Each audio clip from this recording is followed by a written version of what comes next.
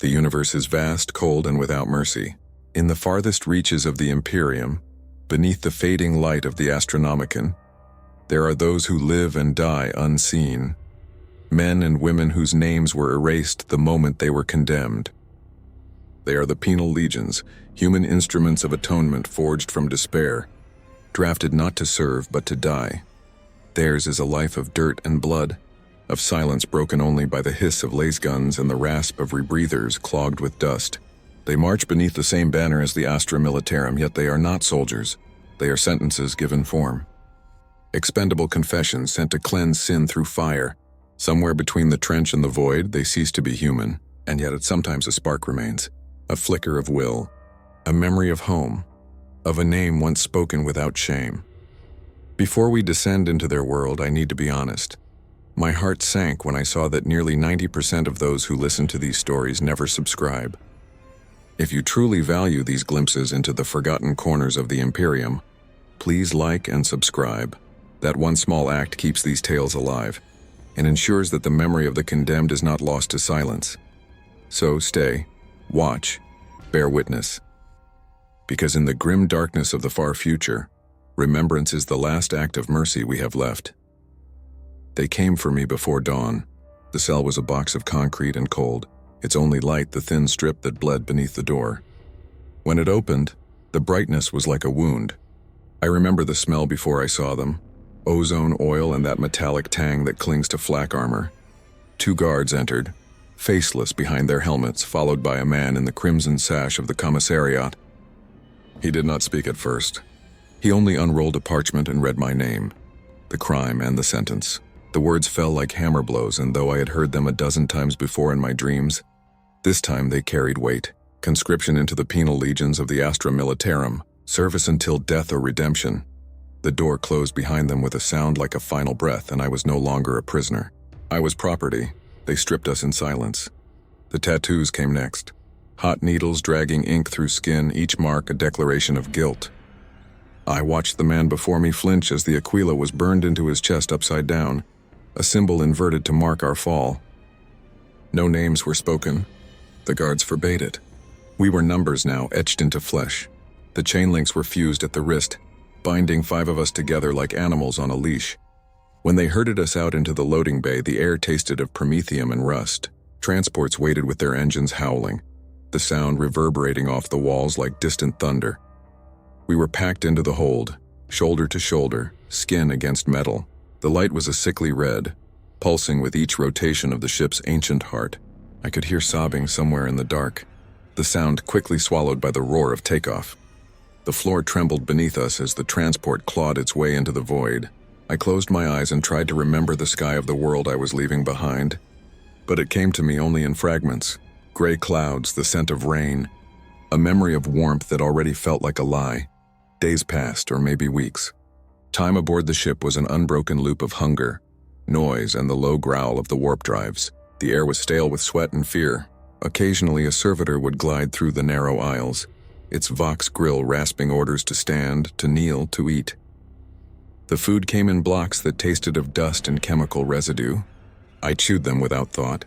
Sleep came in jolts, interrupted by dreams of flame and static whispers that might have been the warp bleeding through the hull. A man beside me began to mutter prayers to the Emperor, his voice trembling until the Commissar's bolt pistol silenced him. The shot was small, almost delicate, but the silence afterward was absolute. When we finally made planetfall, it was without ceremony. The ramp opened to a blast of heat and grit that stung the eyes. The world outside was colorless, ash plains stretching beneath a sky the color of old parchment.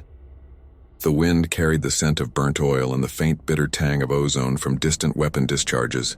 Lines of condemned stretched as far as I could see, thousands of us moving in lockstep toward processing stations manned by grim-faced officers.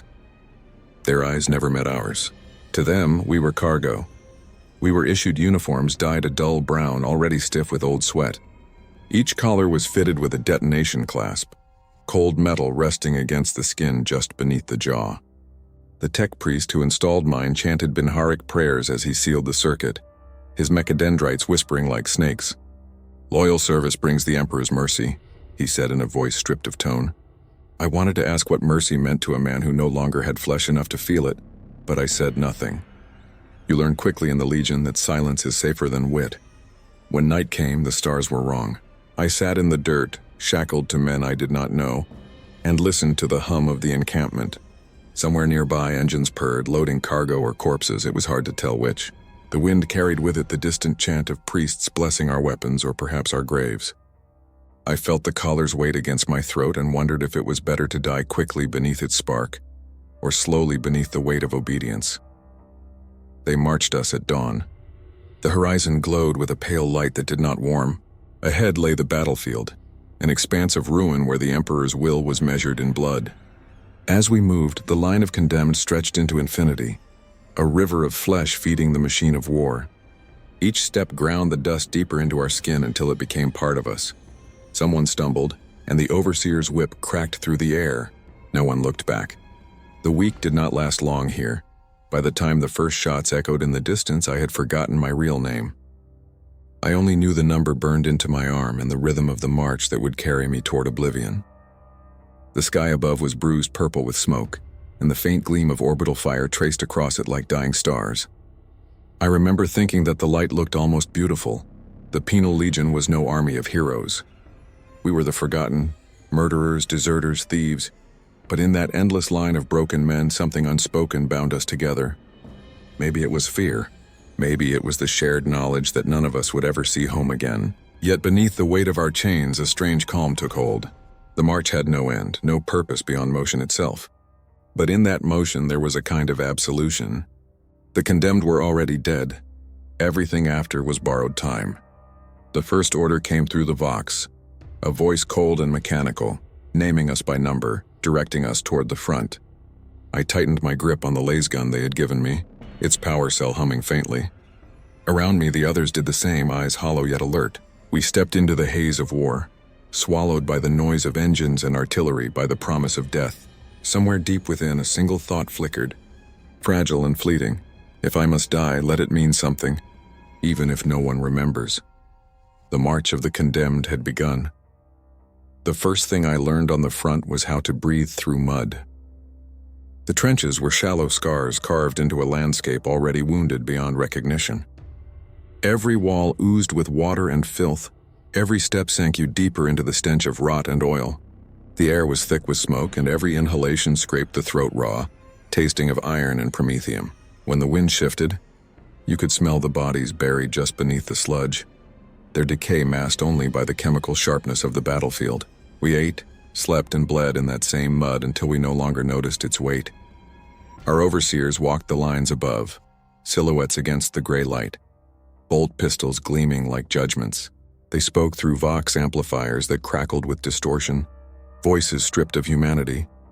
Orders were delivered in single words: advance, hold, burn. Each command felt older than speech itself, as if the planet itself demanded obedience. The Legion responded not with voices but with motion, each condemned man moving because the alternative was a collar's detonation and the clean mercy of instant vaporization. On the third day, the enemy came. They were not what I expected. No banners, no shape that spoke of men. They moved through the fog like phantoms, chittering things of metal and bone, reflections where substance should be. The first volley tore through our line before we even saw their forms clearly. The sound was not the noise of war I remembered, not gunfire or the crack of loss. It was something deeper, a vibration in the marrow, a whispering hum that turned courage into static. The man beside me fell clutching his head, eyes leaking blood. The mud swallowed him without ceremony. We fired back as we had been trained, in volleys, blind and desperate. Lasbolts cut through the haze, painting the fog in brief strokes of crimson. Somewhere above, artillery shrieked and the world shook apart. I remember pressing my face into the earth as the blast rolled over us, hot and deafening. When the dust settled, there was only silence. Then slowly, the cries began again. The wounded called for medicae that would never come, their voices thin and cracked like old parchment. Some tried to crawl toward the rear lines, but the overseers made examples of them. A flick of the control stud, a flash of light, and the air filled with the smell of scorched flesh. Discipline through obliteration. Food came once a cycle, delivered by drones that hovered low over the trenches, dropping ration blocks into the muck. We learned to eat fast before the rats reached us. Water was gathered from condensation traps, filtered through layers of rags until the taste of oil was merely faint. Sleep came in bursts of minutes, stolen between bombardments. The warp-tainted sky above was never still. Lightning rippled through clouds shaped like skulls, and once I swear I saw faces staring down at us, mouths moving soundlessly. Others saw them too, though none of us dared speak of it aloud. There were moments, brief and fleeting, when something almost human stirred among us. A joke muttered between shots, a hand steadying another as we climbed through the mire. Even the smallest kindness felt dangerous, like defiance against the machine that had already claimed us. Once a man named Bren, at least that's what he whispered his name had been, shared a memory of his child on some agri world far from this place. He spoke of sunlight, of the smell of soil untouched by ash. When he was killed the next day by shrapnel, I buried what was left of him beneath the trench wall. I told myself it was to keep the rats from him, but really it was to keep his story from vanishing completely. By the 7th day, the Legion was half its size. Replacements arrived from orbit. New chains, new collars, new faces that already looked dead. The officers didn't bother counting. They only checked that the ranks were full enough to charge again. We learned that survival wasn't a matter of luck, but rhythm. You learned the sounds of incoming shells, the difference between cover that held and soil that gave way, the twitch in the Vox line before a command came through. Living became a kind of instinct, stripped of thought or hope. During a lull between bombardments, I crawled to the lip of the trench and looked out. The no man's land was a graveyard of wrecked chimera hulls and shattered bones. In the distance, a manufactorum tower leaned like a corpse refusing to fall. The sky above it pulsed faintly with green light, an aurora that did not belong to any world I knew. Someone whispered that the enemy had awoken something ancient beneath the crust, that we fought not for victory but delay. No one argued. The truth didn't matter. Our orders were simple. Hold until relieved, though none of us believed relief would come. That night rain fell, not water, but something thicker. It hissed where it touched metal, leaving streaks that glowed faintly before fading. I watched it run down my laser gun's barrel and thought it looked like veins. The collar around my neck hummed once, a test signal, a reminder of ownership. I lay back in the mud and let the rain fall across my face.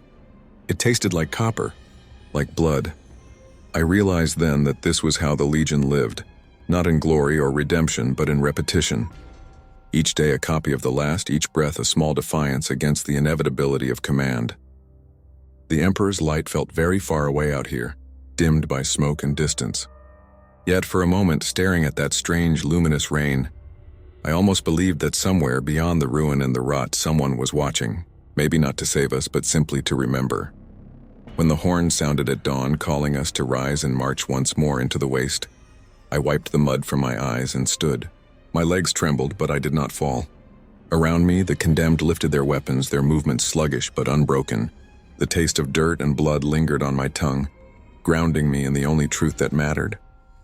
We would fight until the collars stopped us, until the last breath left the last body. There was no glory in it, no meaning. And yet somehow that was enough. The days after the second assault blurred into one long, fevered stretch of exhaustion. The air was thick with the scent of promethium, and every gust of wind carried ash that clung to our faces like war paint. The trench walls trembled constantly, sometimes from bombardment, sometimes from the steady march of titanic engines far beyond the horizon. We never saw them, but we felt them in the soles of our feet, the way mountains must feel the heartbeat of the world beneath them.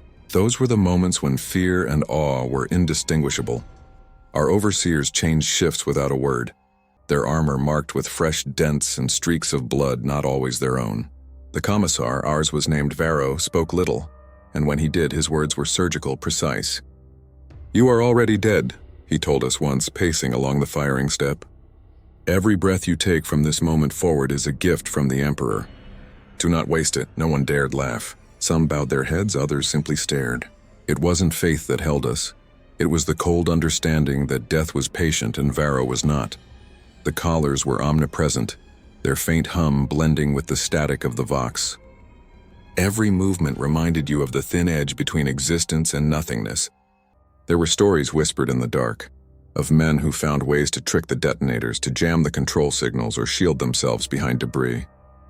None of those stories ended with survival. The Emperor's mercy was many things, but never fallible. I remember one man, Fen, who had the madness to try. He claimed the device was a symbol, not a weapon. A bluff meant to control through fear. When his body painted the trench walls in less than a heartbeat, even Vero flinched. After that, no one spoke of defiance again, and yet defiance found other forms. In the midst of carnage, we learned a kind of brotherhood, though no priest would have called it holy. We fought not for redemption, not even for the Emperor, but for the man beside us. I began to recognize their faces, not by name, but by the tilt of their helmets, the rhythm of their firing, the sound of their breathing in the dark. There was Garen, whose hands never stopped trembling until the laser gun was in them. Soline, her eyes pale and steady as frost.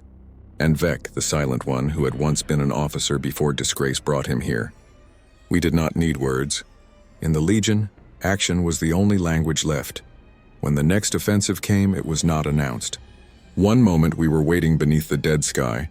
The next, the Vox crackled with a single command: advance. We climbed from the trenches and entered a storm of metal. The ground shook as artillery screamed overhead, and the very air seemed to ignite.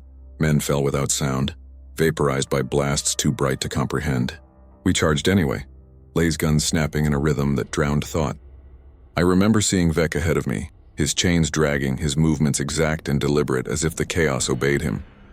He reached a defensive ridge before the rest of us, cutting down enemy silhouettes that flickered like broken holograms. For a heartbeat, I saw what valor might have looked like before the Legion, something pure, born not from glory but survival. Shackled valor, we called it later, courage bound in chains, heroism that could never be rewarded. When Vek fell, struck by a blade that glowed green with unholy light, no one screamed his name. We couldn't. The collar forbade unregistered Vox transmission, but every man who saw him die fired until the air turned white. In the Imperium's eyes, we were criminals. In that moment, we were something more. After the charge, the survivors staggered back into the trenches, their eyes hollow, uniforms blackened by soot. Varro stood waiting, his expression unreadable. He looked at us, at the handful who had returned from hundreds, and nodded once. "The Emperor notes your service," he said simply. For a moment I believed him. That night I sat with Celine beside the remnants of a ration fire, the faint glow flickering across her face. She said nothing for a long while, just stared at the mud where our comrades lay buried beneath the surface. Then she whispered, "They'll call this victory. They always do." Her voice was soft, not bitter, only tired. I wanted to answer, to say something that made it mean more, but the words refused to come. There are silences in war that language cannot cross.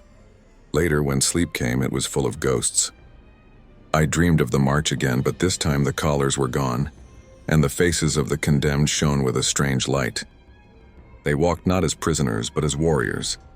The dream dissolved when the alarm klaxon sounded, dragging me back to the stench and noise of the living. In the gray morning that followed, I realized that something had changed. We were still bound, still condemned, but there was a steadiness in the way we moved.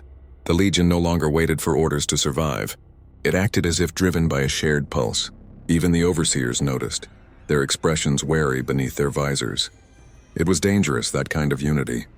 Dangerous because it hinted at something the Imperium feared most, a will not entirely crushed. We had become efficient tools of death, yes, but tools with memory, with purpose beyond command. And though we would die nameless, though the stars themselves might forget us, I began to understand what true valor meant. Not banners, not praise. It was the courage to keep breathing in a world that had decided you no longer deserved to. As the sun, if it could be called that, rose over the scarred horizon, its light cut through the smoke in thin, fractured beams. We stood in that light, the condemned of the Imperium, chained yet unbroken, and for the first time I did not feel entirely dead. Night had a different sound in the trenches. The endless barrage ceased for a few stolen hours, leaving behind a silence thick with breath and dread. The wind crawled low across the earth, pulling ash into small spirals that vanished as quickly as they formed. Somewhere distant, the wreckage of a chimera still burned, its skeletal frame pulsing red against the dark. It was during these hours, when the guns slept and the stars hid behind smoke, that the whispers began. They weren't spoken loudly, for words had weight in places like this. But passed from mouth to mouth, they carried a strange kind of life. Some said the Emperor himself watched over the Penal Legions, not in forgiveness, but in pity, that he saw our struggle through the eyes of his angels. the custodian guard, and that somewhere within the Golden Throne's endless hum, a fragment of mercy stirred for the lost. Others swore they'd seen lights moving through the storm at night, tall, silent figures that left no footprints but burned with a dull gold glow. To some, they were omens of deliverance. To others, just warp fire dancing on the corpses. The whispers were born of exhaustion, yet they spread faster than plague. A soldier named Corda told of a dream where he stood before the Emperor, chains gone, and heard him say that death was only another march. Another claimed the collars could be redeemed, that for every 100 kills the Mechanicus marked a tally, and one day the detonators would fall silent. Lies, of course, all of it, but lies are their own kind of faith. In the absence of truth, belief becomes survival. I did not speak of my own visions, but they came unbidden every time I closed my eyes. I would see a great cathedral of metal rising from the mud, its spires made of bones, its altars lit by the flickering red glow of lass fire. At its heart, a figure stood, a shape too vast to name, wrapped in light so bright it hurt to look upon. It whispered my number, not my name, and every time I woke with the taste of blood in my mouth and the sense that someone or something had been listening back. Varro, the commissar, knew of the whispers. His eyes found the culprits without fail, as if guided by intuition or hatred. One night he ordered 10 men dragged before the firing line for sedition by heretical rumor. They died without protest, their bodies left to stiffen against the trench wall. The next night the whispers grew quieter, but not gone. Some things cannot be shot into silence. The following day our company was rotated to a forward bastion, a tangle of shattered ferrocrete and wire that had once been a manufactorum outpost. The wind there howled through rusted ducts, turning the ruins into an organ that played a dirge for the dead. As we dug in, Celine pointed toward a crater not far from the perimeter. At its center stood a statue, half-buried, faceless, eroded by centuries of rain. I brushed the ash from its base and found the imperial aquila carved deep into the stone. But beneath it there was another symbol, older, circular, etched in lines that made the eyes ache to follow. None of us spoke. The Mechanicus servitor overseeing our position ordered the statue blasted for structural interference. When the rubble fell, the wind seemed to sigh. That night, we camped near the ruins. The rations were late and the air stank of ozone from the blast. I could hear low chanting from the servitor as it recalibrated the defense turrets, the words half machine, half prayer. The flesh fails. The machine endures. The Emperor binds. The rhythm lulled some to sleep, but I remained awake, staring at the sky. For the first time since arriving on this forsaken world, the clouds parted enough to reveal stars, pinpricks of white scattered across a void too vast to bear. Somewhere out there was Terra, or so I told myself. Somewhere beyond that light, the Golden Throne burned, holding the galaxy's soul together. And yet, in that same moment, I felt a flicker of doubt. The kind that seeps in slowly like cold into the bones. The Astronomican's light was said to guide ships across the warp, to pierce the darkness between stars. But what did it matter to us, chained and forgotten on a nameless world? Was the Emperor's gaze truly so wide, or had he turned away long ago, his radiance sustained by faith alone? A tremor shuddered through the earth then, subtle but unmistakable. Dust rained from the trench walls. The servitor's chant stuttered mid-verse. From beyond the ridge came a low, resonant hum, a sound like machinery buried deep beneath the planet's crust, waking from slumber. We stared into the dark, waiting for an order that never came. For the first time, even Varro looked uncertain. When the sound faded, silence returned, but it was not the same silence as before. It carried weight, intent, as if the planet itself had taken note of us. The whispers came again that night, but they were different now. No longer rumors, but prayers spoken through clenched teeth. Some begged for deliverance, others for death. I said nothing. I only listened to the distant hum that now seemed to echo through my heartbeat. As dawn broke, pale and colorless, I caught sight of something on the horizon. A shimmer, faint but unmistakable, like light reflecting off water where no water could exist. It pulsed once, twice, then vanished. The others saw it too. No one dared ask what it was. The only certainty left was that the ground beneath us was not as dead as it appeared. That day, when we prepared to march again, I felt the mud cling to my boots like hands unwilling to let go. And though I could not name it, I knew we had crossed some invisible line. The war above would continue as it always had, But beneath, something ancient stirred, and the whispers had become its voice. By the time the fourth rotation began, we had ceased to measure days. The sky above our sector had become a constant bruise of smoke, the sun only a suggestion filtered through the dust. Orders came less often, and when they did, they felt detached, issued by distant voices through the Vox, as though the command structure itself had grown weary of remembering us. The Penal Legion, once an expendable instrument of war, was becoming an afterthought. And in that neglect, a strange freedom took root. The front had stabilized, they said. Stabilized was the word the officers used when both sides had bled too much to advance. What it meant for us was endless labor, digging new lines, fortifying ruins, clearing the corpses that swelled and burst in the sun. The servitors worked beside us, their faces a blur of metal and scar, their voices muttering litanies of maintenance as they dragged away limbs and twisted armor. Watching them, I wondered if this was what we were meant to become. Human shapes emptied of memory, performing the same motions until function itself was mistaken for faith. The commissar rarely visited now. His absence left the camp hollow, filled instead by the droning presence of the tech priests. They came in groups, robed in red that shimmered faintly beneath layers of dust. They spoke to one another in binharic bursts, clicking and chirping through rebreathers, their mechadendrites weaving through the air like curious serpents. We did not look at them directly. To meet their gaze was to feel the weight of something ancient, cold and utterly unhuman. They examined our weapons, recalibrated the collars, and then turned to the earth itself, setting up machines that drilled into the ground with rhythmic, metallic moans. One night, while standing watch near the perimeter, I saw one of the priests kneeling before his instruments, chanting over the soil. The machine he tended pulsed with a deep red light like a heartbeat buried beneath stone. I heard him whisper, not in words I could understand, but the cadence was unmistakable. Reverence.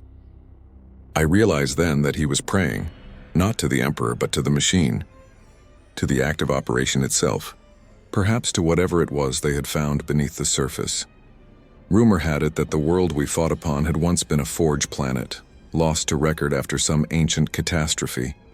The Adeptus Mechanicus claimed its data vault still thrummed below, locked beneath kilometers of bedrock, sealed by codes older than the Imperium. The Legion, it seemed, was not here for strategy or conquest. We were here to dig, to hold, to die as distractions while the priests communed with the ghosts of their forgotten gods. The work changed after that. Fewer assaults came, but the nights grew louder. The drills never stopped. The air shimmered faintly with static, and sometimes the Vox would fill with a low rhythmic clicking, like teeth gnashing together in some vast and distant mouth. Celine said she could hear voices in the static, familiar ones calling her name. I pretended I couldn't. It was during one of those nights that the machine awoke. The ground trembled with a pulse that came not from artillery but from beneath. The tech priest screamed, not in fear but in ecstasy, as light erupted from the excavation site. It was green, impossibly bright, spilling out in tendrils that burned after images into our vision. Those who stood too close were vaporized, reduced to drifting dust that glowed briefly before fading. The priests chanted louder, their words a manic liturgy to the Omnissiah, to awakening, to revelation. The rest of us fled. The collars crackled with static warnings but did not detonate. It was as if even the Imperium's control faltered before whatever had risen from the depths. The light receded after a time, leaving behind a crater vast enough to swallow the encampment whole. In its center stood something metallic, ancient beyond comprehension, its surface shifting with symbols that hurt to look upon. For 3 days, no orders came. The Vox remained silent except for the occasional mechanical whisper that none of us could translate. Some prayed. Others sat staring at the crater as if waiting for judgment.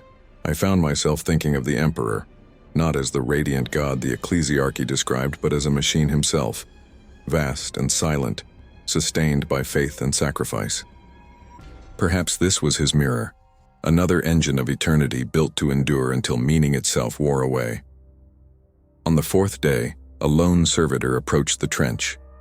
Its body was blackened, half-melted, yet it moved with deliberate purpose. Clutched in its skeletal hands was a data slate. It placed the device before the commissar's empty command post and then, with a sound like a sigh, collapsed into stillness. The slate flickered to life, displaying a single line of text. The machine remembers. The flesh forgets. We did not know who had written it or what it meant, but something changed after that. The tech priests stopped their drills. The tremors ceased. The air became heavy with an expectant calm, as if the planet itself had exhaled. The silence was unbearable. Even the wind seemed afraid to move. That night I dreamt of the crater again. The metal structure at its heart pulsed like a living thing.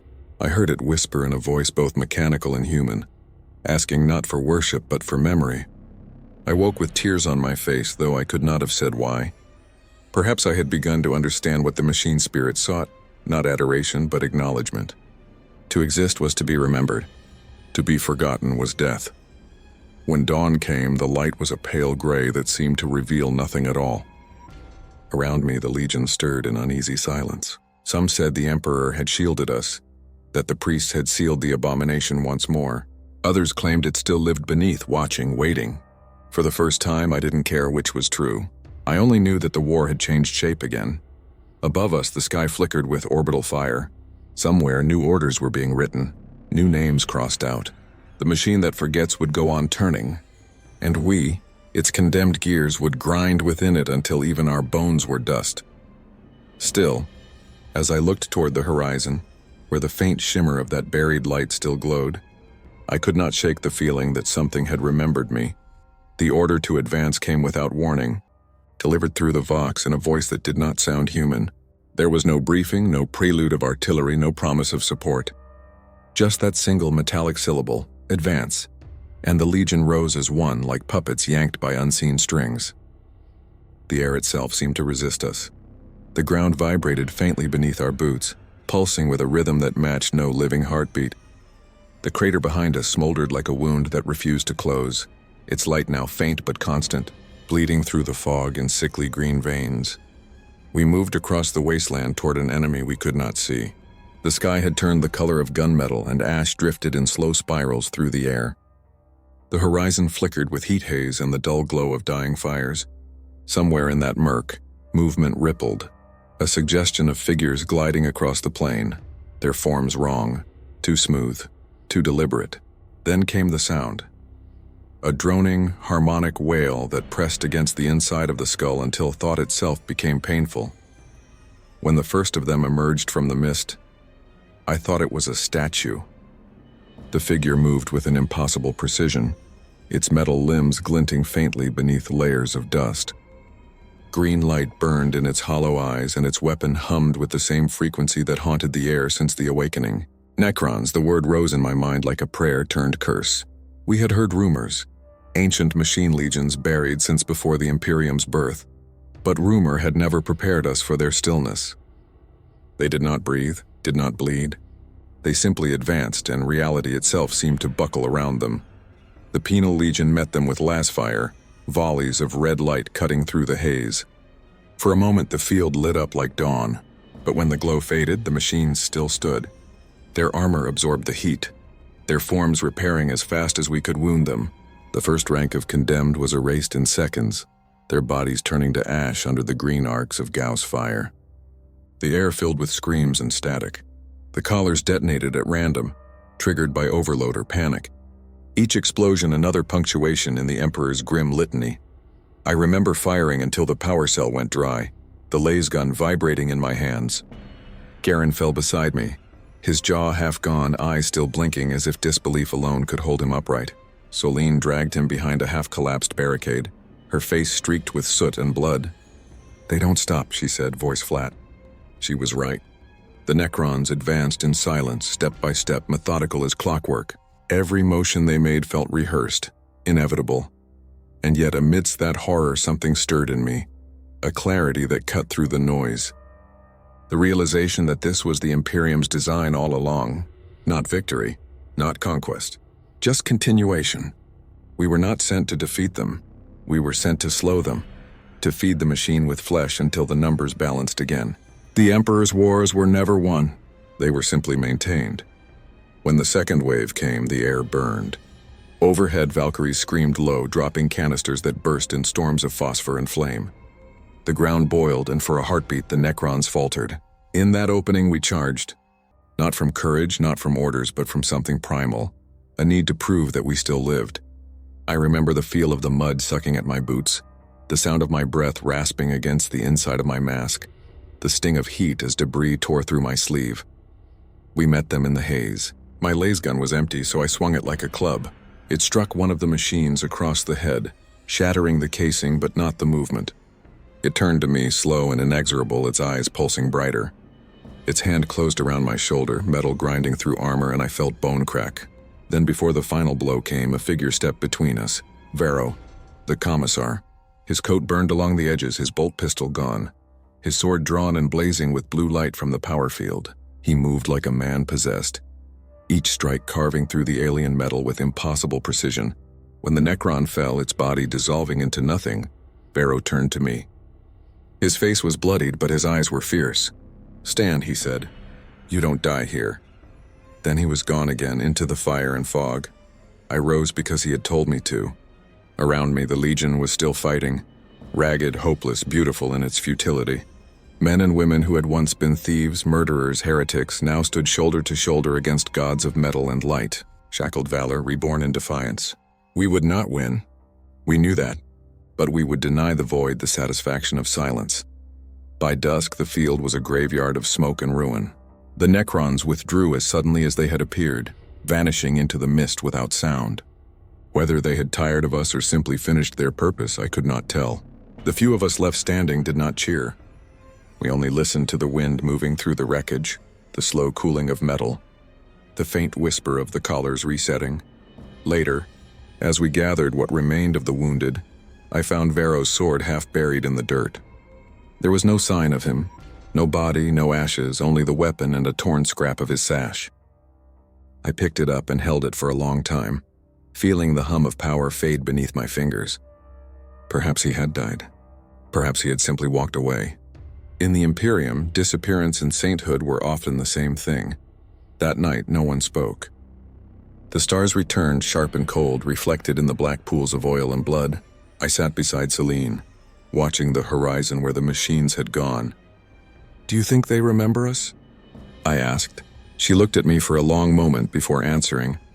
"The Emperor does," she said. Her voice was steady, but her eyes betrayed the lie. I didn't argue.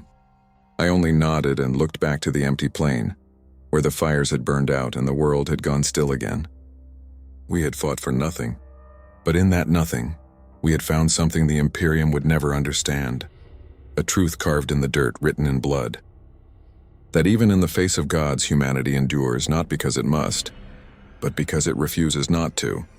And as the wind rose, carrying the scent of burnt metal and rain, I thought I heard it again. The faint mechanical hum from deep beneath the ground. Not menace this time, but memory. The echo of all that had been lost and all that still refused to die. Morning came gray and heavy, as though the world itself hesitated to wake. The battlefield stretched before us in silence, scattered with the corpses of both flesh and steel. Smoke hung low, drifting lazily through the ruins of the trenches, curling around the burned-out shells of chimera transports and shattered servitors. The smell was unbearable, burnt oil, charred bone, the faint metallic sting of ozone. It was the scent of endurance turned to rot. The war had paused, but it had not ended. In the Imperium, nothing ever truly ended. Things merely decayed until they resembled peace. The survivors of the Penal Legion were gathered by mid-morning. Of the thousands who had once marched beneath the Aquila, barely 200 remained. Our collars still glowed faintly, reminders that even survival was not freedom. The Vox crackled with distant chatter, orders meant for someone else somewhere else. It became clear that command had forgotten us, or perhaps had simply chosen not to remember. Forgotten soldiers were cheaper than retrieved ones. Celine sat beside me, her face gaunt beneath the film of ash. She had wrapped her arm in torn fabric, the wound beneath it seeping darkly. "If we stay, we die," she murmured. Her eyes were on the horizon, not in fear, but in the weary calculation of someone who had spent too long negotiating with death. I wanted to tell her that death was already here, that it had always been here, but the words refused to come. Instead, I reached into my pocket and drew out the data slate left by the fallen servitor. Its surface flickered weakly, the same message repeating, "The machine remembers." "The flesh forgets," it haunted me. The phrase had sunk beneath my skin like a shard of glass. What did it mean to be remembered? In the Imperium, memory was worship, and forgetting was annihilation. The ecclesiarchy preached that the emperor remembered all things, that every death in his name was immortalized in the light of Terra. But standing there, knee-deep in the ashes of forgotten men, I began to doubt. If the emperor truly remembered, then why did the collars still hum? Why did the administratum's ledgers reduce our names to numbers, our lives to requisition codes? Perhaps the emperor did remember, but only as a concept, an unfeeling archive of sacrifice. Perhaps he was the machine and we, the fading flesh, we buried who we could. The ground was too hard, so most were left beneath the wreckage, their bodies marked with makeshift sigils carved into scrap metal. Soline whispered a prayer from memory, her voice trembling on the edge of belief. "By his will we are judged," she said, "and by his light we are seen." But her eyes were closed as she spoke, as though afraid that to look upon the world would expose the hollowness of those words. I wanted to believe her. I wanted to believe that someone, somewhere, had seen us. By dusk we began to move again. Not by order, there were no orders now, but by instinct. We followed the remnants of an old roadway that cut through the wasteland like a scar, its surface cracked and overgrown with black weeds. The sky dimmed to violet, then to deep blue, the stars emerging sharp and unfeeling above us. For the first time, I noticed how quiet the night had become. No bombardments, no engines, just the wind moving through the ruins, whispering through broken vox towers like the ghosts of messages never delivered. We found a hab ruin near the edge of the crater, half buried and leaning. Inside, the air was stale and cold, but the walls still stood. We lit a small fire, an act punishable by execution once, but meaningless now. The flames licked at the cracked ceiling, throwing flickering shadows across our faces. In that fragile warmth, people began to speak again. They told stories, not of victory or duty, but of places long lost. A childhood on a hive world where the smog never cleared, a stolen ration during a siege, a brother taken by the press gangs and never seen again. None of it mattered, and yet it did. It was memory reclaiming itself from the machine. When Celine finally slept, I stayed awake, staring at the flames until they burned low. The data slate still rested in my hand, its message looping in silence. I thought of the Necrons, of their endless march through eternity, unchanging, unfeeling, undying. And I thought of us, finite, fragile, fading. Perhaps that was our defiance. The machine remembers because it cannot forget. The flesh forgets because it must. But in forgetting, we make room for something machines will never know. Mercy, madness, love, regret. A faint hum rose in the distance, so low it might have been the wind or something deeper, echoing through the bones of the planet. I turned toward it, half expecting to see that green light once more. But there was only darkness, vast and waiting. Somewhere beneath our feet, the machine still turned. Somewhere far above, the Emperor still watched or slept or dreamed. Before I closed my eyes, I whispered a prayer. Not to him, but to the nameless dead. To those who had marched beside me and become dust. "Remember us," I said softly. Just once more. And in that silence, I thought I heard an answer. Not words, not sound, but the faint vibration of memory itself, resonating in the air like a heartbeat that refused to fade. We left the ruins at dawn. The fire had burned itself down to blackened coals, and the air outside was damp with the kind of cold that settles into the bones and refuses to leave. The sky was pale and washed out, a color without conviction, and the wind moved across the plain carrying with it the scent of burned metal and distant rain. We did not speak. There was nothing left to say. Our breath rose in thin clouds as we walked, vanishing into the stillness. The road stretched endlessly ahead, cracked and sunken, littered with fragments of forgotten battles. Rusted helmets half buried in the dirt, shattered laser guns, the skeletal remains of transports that had once borne soldiers to glory and death in equal measure. I tried to imagine how long the road had been here, how many had marched it before us, each believing they were the last. The Imperium devours its own history, leaving only the bones of its wars as testament. The Penal Legion, I realized, was not an army. It was a ritual, a cycle of penance without end, designed to remind the galaxy that even the condemned have their uses. By midday, the clouds had thickened, and the first drops of acid rain began to fall. They hissed softly against armor and skin alike, leaving faint burns that stung, but no one bothered to flinch from. Pain had become an old companion, dull and predictable. Celine walked beside me, her expression unreadable beneath her hood. She had stopped tending to her wound. Perhaps she knew it no longer mattered. We passed through the remnants of a manufactorum district, its skeletal towers leaning inward as though mourning their own decay. Inside one of the shattered buildings, I saw a mural still clinging to a fragment of wall, a depiction of the Emperor, radiant and terrible, one hand raised in benediction, the other clutching a sword. His face was cracked, his eyes half gone, but the expression was unmistakable: judgment without mercy. Someone had scrawled words beneath it in rust-brown paint. The light burns as it saves. It made me wonder, what did salvation look like to a god who had never known mercy? The ecclesiarchy would say we were redeemed by obedience, that through suffering, the Emperor's gaze might find us worthy. But I had seen too many die screaming in his name to mistake that for grace. Perhaps the Emperor's mercy was the silence that followed death, the forgetting. The machine remembers. The flesh forgets. Maybe forgetting was the only salvation left to us. That night we camped beneath an overpass where the wind howled like a living thing. A few of the others scavenged food from a half-collapsed ration depot, molded corpse starch and desiccated fungus, but it was enough. I sat apart, cleaning my weapon more out of habit than necessity. The lasgun had long since lost most of its charge. Still, it felt wrong to let it rust. Rituals give shape to emptiness. Without them, madness comes quickly. Celine joined me after a while. She sat cross-legged on the cold concrete, her eyes reflecting the dim glow of the fire. "Do you think Terra even knows we exist?" she asked quietly. I looked at her, unsure how to answer. Terra, holy Terra, cradle of the Imperium, seat of the golden throne. The word itself was like a relic, something spoken but not believed. "They know," I said finally. "They just don't care." She smiled faintly at that, a fragile curve of the lips. "Then maybe that's mercy." Sleep came fitfully, filled with broken dreams. I saw the crater again, the Necron structures rising like bones through the soil, their symbols shifting in patterns that burned behind my eyelids. I saw Varro standing at the edge, his coat whipping in the wind, his face turned upward toward a sky filled with impossible light. When I reached for him, he turned to dust. Only his voice remained, whispering a single word I could not understand.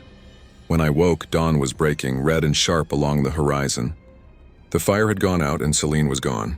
Her bedroll lay empty, her rifle still beside it. No footprints led away from the camp. It was as if she had simply ceased to exist. For a long time I sat there staring at the empty space she had left, the hum of the collar loud in my ears. I wanted to believe she had found escape, that the Emperor had finally granted someone peace. But deep down I knew the truth. The machine had taken her back. The others wanted to move on. There was talk of a shuttle port to the north, a derelict landing field the tech priest had once used before the front collapsed. Perhaps there would be transport. Perhaps there would be nothing. The Penal Legion always moved toward the next death, even when it didn't know where it led. As we walked, the terrain changed. The earth grew darker, studded with twisted metal and shards of glass that caught the light like frozen lightning. Strange monuments rose from the ground, half-buried pillars covered in runes, neither Imperial nor Xenos, humming faintly when touched. The others avoided them. I didn't. When my hand brushed the cold surface of one, I felt a pulse like a heartbeat, deep and steady, resonating beneath my skin. For an instant I thought I heard voices again, distant and overlapping, whispering in a language older than faith. Then it was gone. By the time night fell, the pillars had vanished behind us. Ahead lay only more road stretching into darkness. The stars hung like shards of broken glass above the world, and the wind carried a low hum that might have been the echo of the buried machine, or perhaps just the sound of our own hearts, beating stubbornly against the void. We were still walking when the first distant thunder of artillery rolled across the plain. Somewhere another battle had begun. The cycle continued. The galaxy turned, the Emperor dreamed, and we, the forgotten, walked the long road to oblivion, our shadows stretching endlessly before us. Proof that even those condemned to die could still leave a mark upon the dying light. The thunder we heard that night did not fade. By morning it had become a constant murmur beneath the wind, a tremor that moved through the ground like the heartbeat of something vast and hidden. We followed it north, not out of duty, but because direction itself had become a kind of faith. To keep walking was to refuse surrender. To stop was to admit that the Imperium had already succeeded in erasing us. The world grew stranger as we went. The ruins thinned out, replaced by black plains scarred with trenches that ran in impossible patterns, intersecting and spiraling like veins in the flesh of a dead god. There were no birds, no insects, only the sound of our boots striking the soil and the occasional click of the collars resetting their charge. At times we found remnants of banners half buried in the dust, faded symbols of regiments long gone, names devoured by time and bureaucracy. The Aquila still shone faintly on some of them, its double-headed gaze dulled but unbroken. I wondered how many times it had watched humanity destroy itself in his name. By midday, we reached a stretch of the road where the air shimmered like heat haze, though the temperature had fallen to near freezing. The Vox units we carried began to hiss with static. At first it was random noise, then words, fragmented, overlapping, as though hundreds of voices spoke at once through the same broken channel. Some we recognized, call signs from the front, unit designations that had ceased to exist months ago. Others were prayers recited in tones of desperation. For the Emperor, for his light, for forgiveness. The sound filled the air like the breath of the dead. Corin, one of the younger convicts, tore off his Vox pack and hurled it into the dust. "They're gone," he shouted. "They're all gone." "You hear me? It's just echoes." His voice cracked halfway through the outburst. None of us answered. The truth of it needed no confirmation. The Imperium's wars were so vast, so endless, that their ghosts never stopped fighting. Somewhere across the warp-torn fabric of reality, their deaths still played on repeat. That night we camped beside what had once been an outpost. The structure was half collapsed, its walls blackened, its interior filled with the faint smell of promethium. We found bones scattered near the entrance, human by the look of them, arranged in patterns too deliberate to be chance. Solene would have known what to make of them, but she was gone and none of us dared to touch them. Instead, we lit a small fire and sat in silence, listening to the storm gather in the distance. As darkness fell, the static returned. This time it came not from the Vox units, but from the air itself, a low vibration that seemed to seep into the skin. The flames bent toward it, drawn as if by breath. And then through the noise, a single voice rose. Calm, measured, unmistakably human. "Penal designate 9 to 4 Theta," it said. "This is command." "Hold position." We froze. The words hung in the air like a blade. Corin scrambled to his feet, eyes wide. "Command? Emperor's mercy, they found us." He snatched up his discarded Vox and began shouting into it. "This is Theta."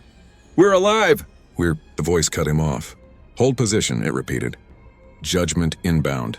The signal ended. Judgment. The word hit harder than any weapon. We knew what it meant. When the Imperium wanted to erase its mistakes, it did not send rescue. It sent fire. Orbital fire.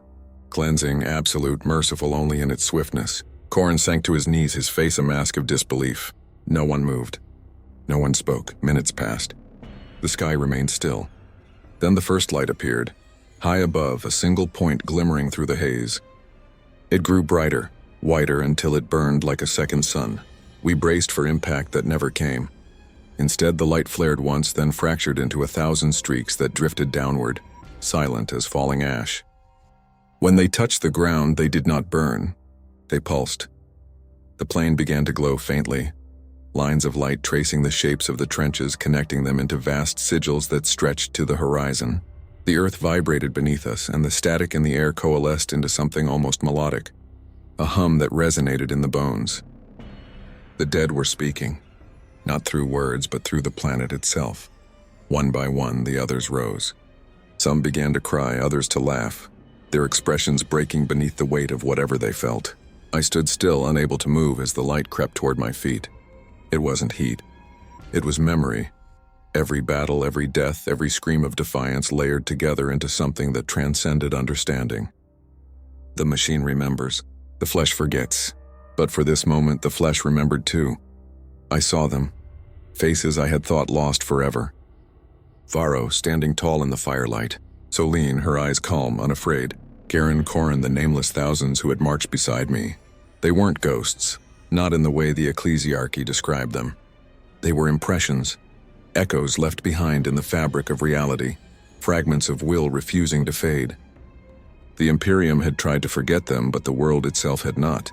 The light reached its peak and then began to fade, pulling back into the earth like breath retreating from a dying body. When it was gone, only darkness remained. But the silence that followed was not empty. It was reverent, complete. Corin was still kneeling, his hands pressed into the dirt where the light had touched. When he finally looked up, his eyes were wet. "They remembered us," he whispered. For the first time since the war began, I believed him. We did not sleep that night. Instead, we sat beneath the stars, watching the faint glow still pulsing in the distance. Whatever had happened, whatever had spoken through the planet, it had changed something. Not the war, not the Imperium, but us. For the first time, we no longer marched for redemption or fear. We marched to be remembered. When dawn broke, the light on the horizon flickered once more, as if bidding farewell. We rose, gathered what we had left, and turned our faces toward it. The long road still stretched ahead, endless and cruel. But now each step carried the echo of every soul who had walked it before. And though we knew the Emperor would never hear us, we marched anyway, into the silence, into the ash, into the memory of all things lost. By the time we reached the edge of the plain, the world had begun to unravel. The air shimmered with residual energy, the sky split by veins of unnatural light that pulsed like the arteries of some wounded god. Each pulse cast our shadows long across the ground, stretching them into shapes that seemed no longer our own. The others walked in silence, too weary to speak, too awed to pretend that any of this was still war. We were pilgrims now, though none of us could have said what faith remained. The machine had spoken and the Emperor had been silent. Between those truths, humanity trembled. We crested a rise and saw the port. It was smaller than rumor had promised, a cluster of broken gantries and hollow landing pads half swallowed by sand. The structures that still stood leaned at odd angles, their metal frames shrieking in the wind. In the center of the field was a single transport, its hull half buried, engines scorched. Imperial markings faded but clear.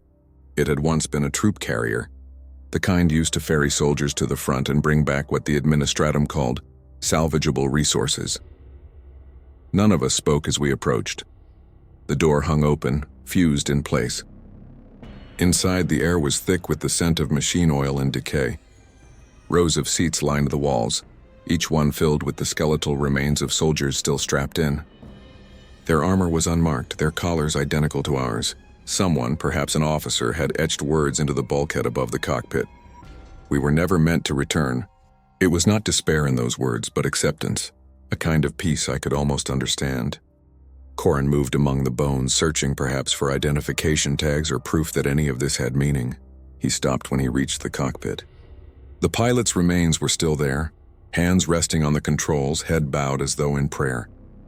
The console flickered faintly when touched, a single rune still active, a distress beacon, its signal weak but unbroken.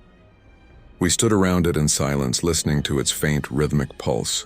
It sounded almost like a heartbeat. Celine would have known what to do. Varro would have turned it into an order. But there was no one left to lead us now. So we did the only thing that made sense. We activated it. The beacon flared, weak light spilling across the cockpit, casting our faces in pale gold. For a moment, I thought I heard something beneath the hum, a whisper soft and distant like the echo of a forgotten hymn. Hours passed. No response came. The wind rose, carrying with it the taste of iron and rain. The others settled among the wreckage, some resting, others staring blankly into the endless horizon.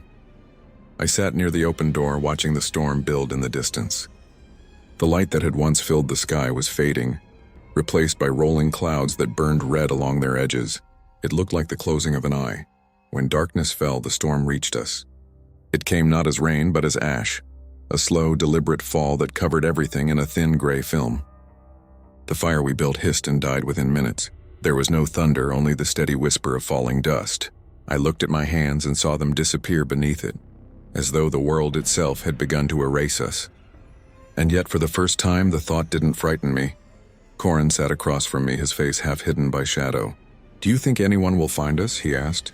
His voice was small, a child's question in a dead man's mouth. "They already have," I said. He frowned, not understanding. I gestured toward the ash falling through the broken hull, the way it gathered in the cracks of armor and bone. "We're part of it now. The planet remembers."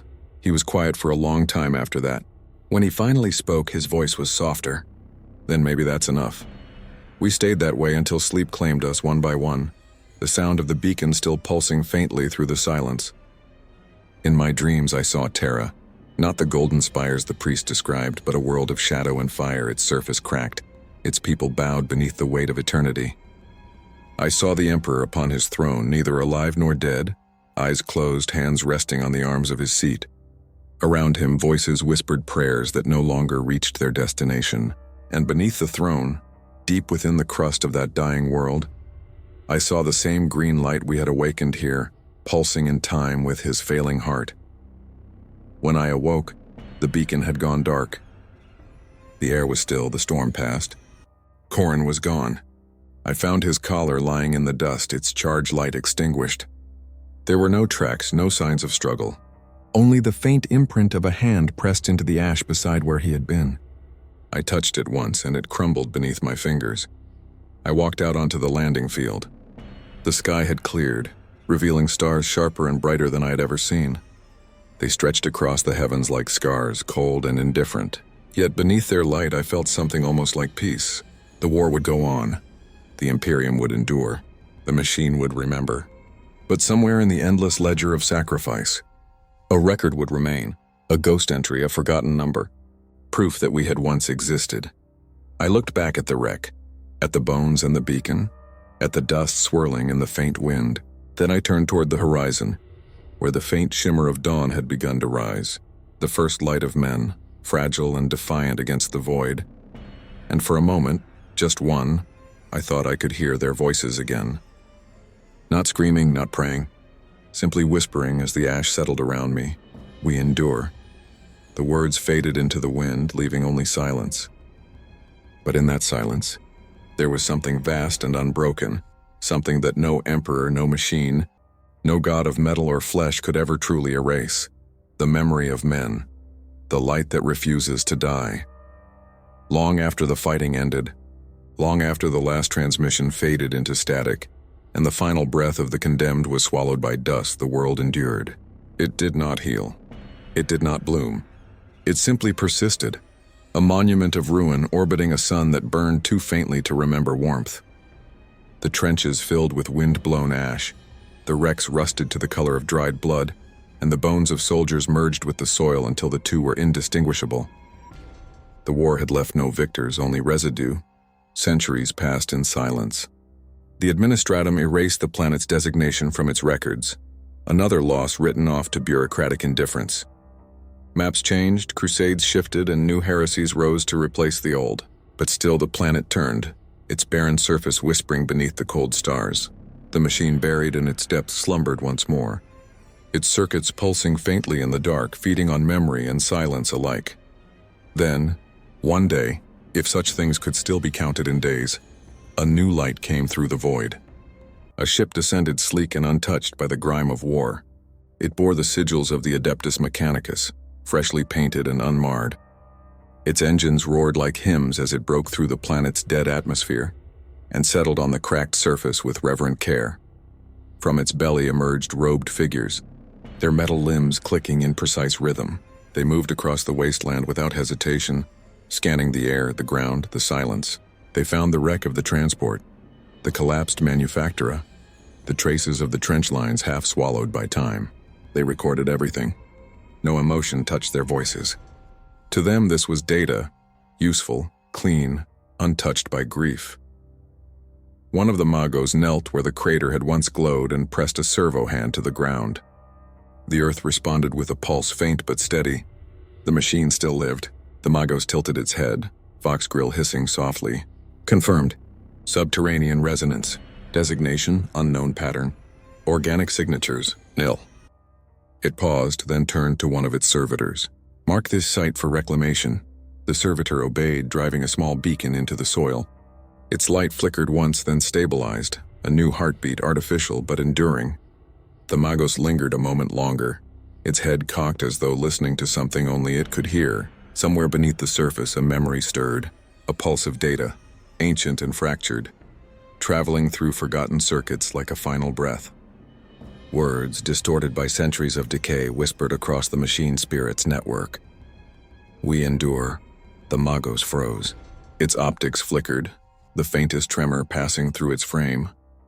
It did not recognize the phrase, nor could it locate the source. A corrupted fragment, perhaps, an echo of long-dead soldiers. Irrelevant.